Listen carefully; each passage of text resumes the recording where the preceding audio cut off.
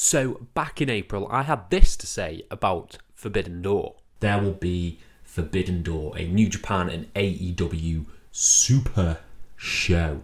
Now, this is very, very exciting. First off, I'd like to say my beard looks terrible in that. I can't believe I got in front of a camera looking like that. And the second thing is, what a naive fool I was.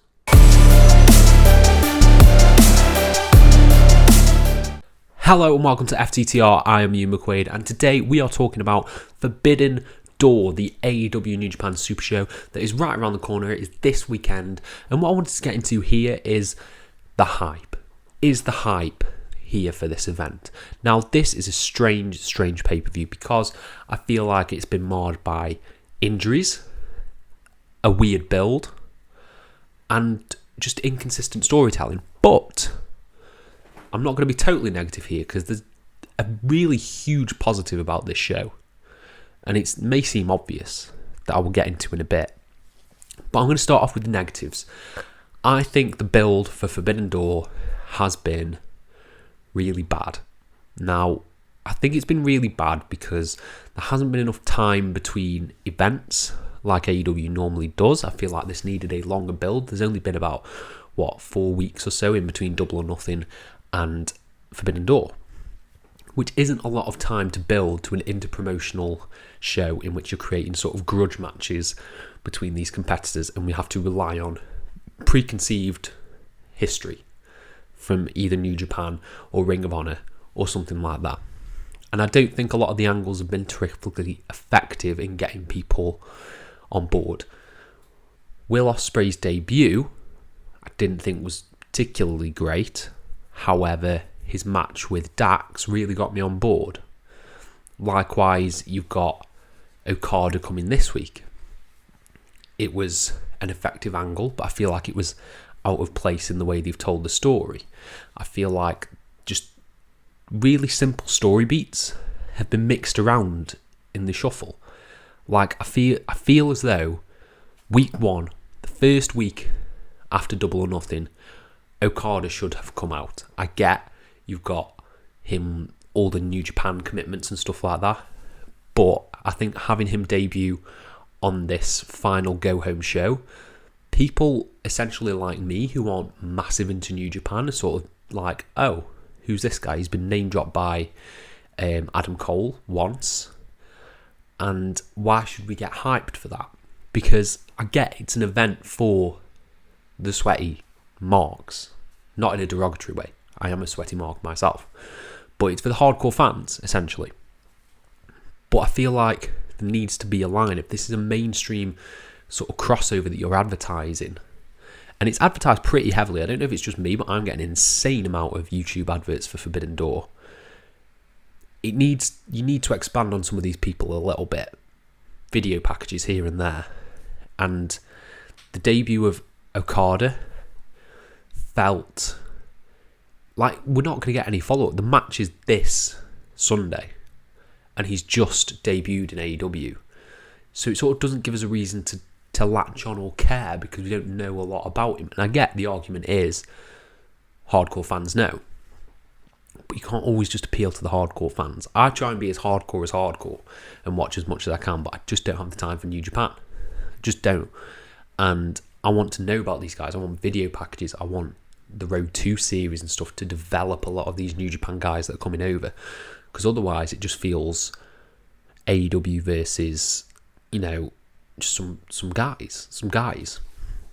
And I feel like that's been the big inconsistent issue with this, is no matter how much they put over things on commentary, like Will Ospreay's titles and stuff like that, it's not enough. It's not enough to gauge me who doesn't watch that product, if that makes sense. I hope that makes sense. I hope I'm not coming across almost like I don't know my stuff, but I just don't think the build's been there, and I think it's been a bit out of order, a bit weirdly out of order. I get the big sort of asterisk over this is CM Punk. CM Punk was supposed to take part in this event, but he is injured, therefore the main event's been changed, the title plans have been changed, so therefore everything's been changed. But even stuff like the All Atlantic Championship feels a bit cobbled together at the last minute and sort of just pulling people who aren't doing anything into one match. It's very strange build to this show. And I feel like it could have been done a lot better. I think over 8 weeks, the build for Forbidden Door could have reached sort of that boiling point of all these New Japan guys invading and coming across and trying to take AEW's turf. I think that could have played out a lot better, but right now it doesn't feel like it's earned that. It hasn't earned that respect, if that makes sense. If that makes sense, of course. However, so that's my negative. I don't think the build has been good.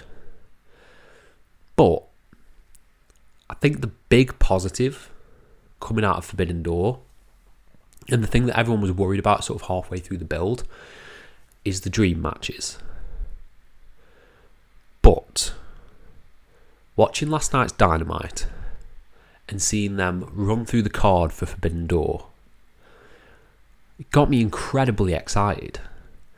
Because like I said, even as I don't know New Japan, I think they've done a good enough job of building people like Tanahashi and Ospreay, and sort of their reputation is big enough that I feel like I am excited for the show. And that might seem like a big contradiction. Essentially what I'm saying is the build hasn't got me. Well, I don't see how the build could sort of grab a mainstream viewer. I feel like they needed to elaborate on some aspects more. But just running the match card and the match graphics, I was like, yeah, okay, I think they've delivered on that dream match scenario. It's not how I would have got there in the slightest, but matches like Mox versus Tanahashi, sure. I think they've done a really good job, actually, of Will Ospreay and Orange Cassidy, considering, Cassidy wasn't anyone's first choice to face Ospreay at this event. I think they've done a good job of the four-way. As much as I ragged on Okada coming in late, I think just those four names in that match is enough to sell me on it, which is why it's such a weird, polarising, sort of contradicting event. And I feel like I'm just going all over the place and contradicting myself everywhere I go. But it's if it's been effective. The build has not been effective. It's not as if it's MJF versus CM Punk, which had one of the best builds of a wrestling feud of all time. It's not that level of depth, which I'd like. But just seeing the graphics and seeing the card run down, I was like, okay, this does look good. This looks really appetising as a wrestling fan. So yeah, Forbidden Door is honestly one of the strangest shows I think AEW have ever put on, in that the build has been so all over the place and crazy, and just like Tony Khan had God knows how many energy drinks before he started plotting out where he was going to go. But you can't deny the fact that the star power's there. Shockingly so, considering that you've got Punk out, you've got Omega out, you've got Danielson out. You've got a lot of top stars out, but you managed to make this feel special in spite of the booking. And I think that's the best way I can put it. This event does feel special in spite of the bad build. The only other thing I'll dive into in this video, let's talk about Zack Sabre Jr., because Zack Sabre Jr. is facing a mystery opponent of Bryan Danielson's choice. Bryan Danielson is not cleared to compete at either Blood and Guts or Forbidden Door, so he has a mystery opponent. There are three names that stick out for me as sort of the best technical wrestlers in the world. You've got Claudio, former Cesaro from WWE. You've got Johnny Gargano, who it could possibly be, and you've got Timothy Thatcher. I think it'll be one of those three. And I think I'm putting my money on Cesaro. I don't know why. I'd love for it to be Gargano. Absolutely love for it to be Gargano. But for some reason, also competing in Blood and Guts makes me lean more towards Cesaro. Because I feel like Cesaro, out of the bunch of them, fits sort of the Blackpool Combat Club aesthetic more so than the other two. So I think Zack Sabre Jr. will face Claudio Castagnoli. I think that'll be the match. I'm gonna say it now. My prediction: Claudio versus Zack Sabre Jr. Yes, let's hope it happens.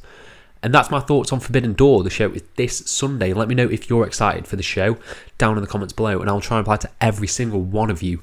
Thank you all ever so much for your support, and have a nice day.